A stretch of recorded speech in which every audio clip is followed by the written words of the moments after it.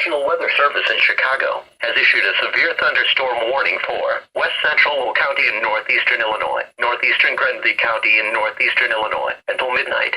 At 11:12 p.m., a severe thunderstorm was located near Morris, moving northeast at 25 miles per hour. Hazard, quarter-size hail. Source, radar indicated. Impact, damage to vehicles is expected.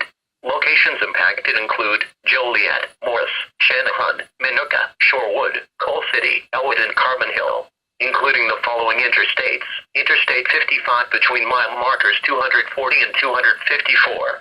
Interstate 80 near mile marker 120 and between mile markers 123 and 129. This includes Shanahan State Park, Joliet Junior College, and William G. Stratton State Park.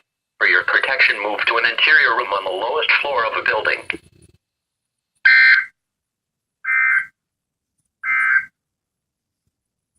This is NOAA's Weather Radio.